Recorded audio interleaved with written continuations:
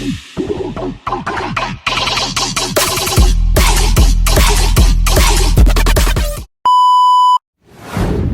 people! For today's video, kami nga muna ay maggagala.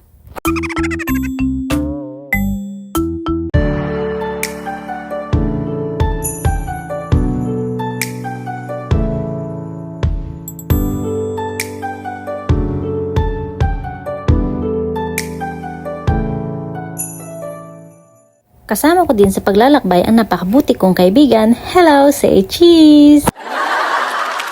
Wow!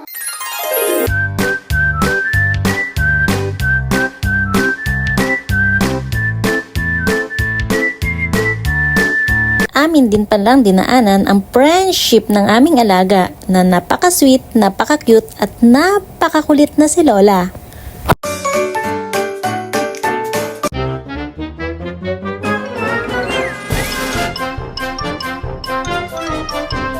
At sa napakahabang paglalakbay, kami nga ay nakarating na rin sa aming patutunguhan. Kaagad nga kaming dumiretso ng elevator kasi nga kami ay nasa 14th floor pa, habang sila ay busy sa paghaharutan na para bang hindi sila nagkita ng 10 taon. Sila ay pagod na pagod at kami naman ay uhaw na uhaw, kaya makikialam na rin tayo sa bahay na to.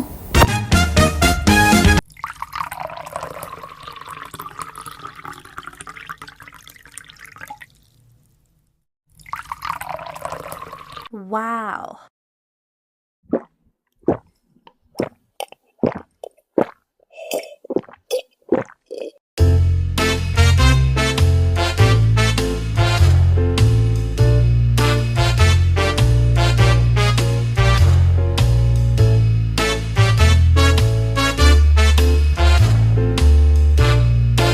Ngayon naman ating lulusubin ang ilan sa mga kwarto nila. Tayo makikialam na rin sa kanilang bahay.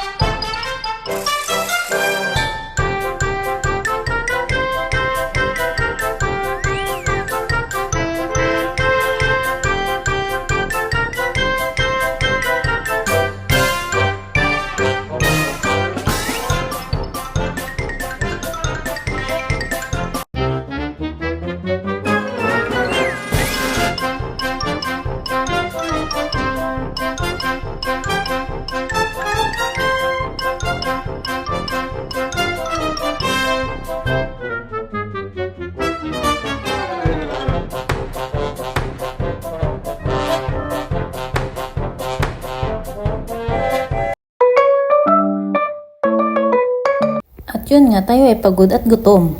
Kaya tayo maghahanda ng malalamon. Ang ating gagawin ay pasta with hipon. So, atin munang papakuluan itong ating pasta.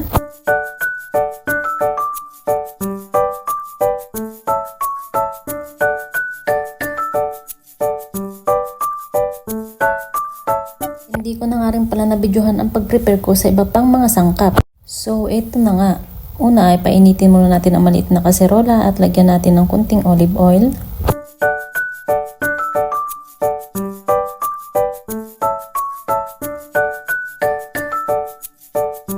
At ting lalagyan ng isang napakaliit na hiwa ng butter.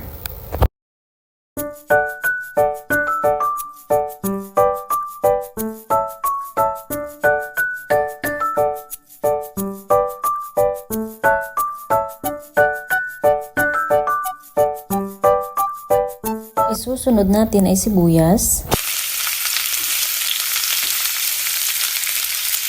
Pagkatapos ay bawang.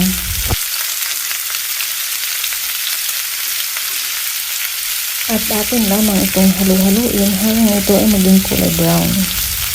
At ilalagay ko na rin ang cherry tomato.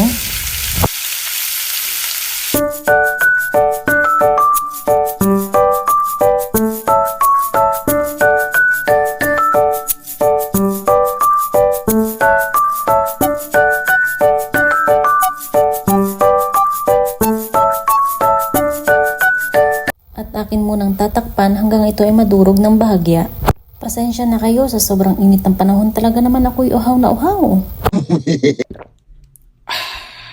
Akin nga ngayon sisilipin kung ito ba ay pwede na at na mailagay na ang susunod na sangkap. Ilalagay na rin natin ang ating hipon.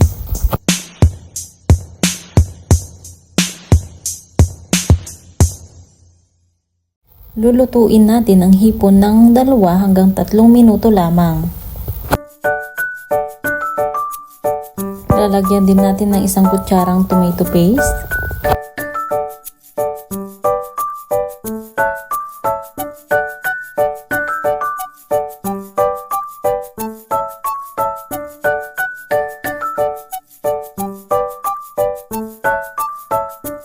At eto nga, inip na rin sa paghihintay ang aming alaga. Pagkatapos ng 3 minuto, atin ang titignan. At ito nga ay ready na. Ilalagay naman natin ang ating pasta.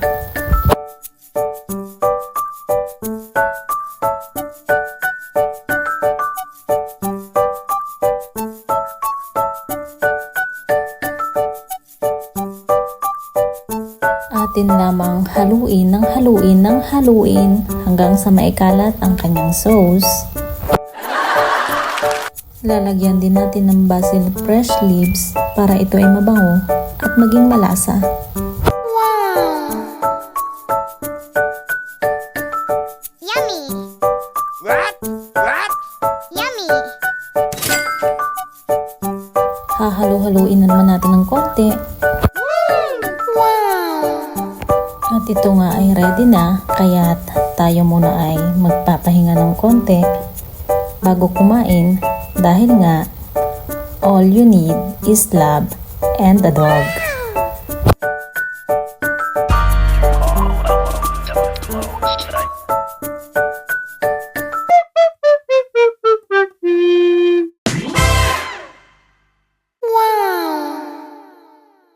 Ako ay ready nang kumain, so thank you for watching.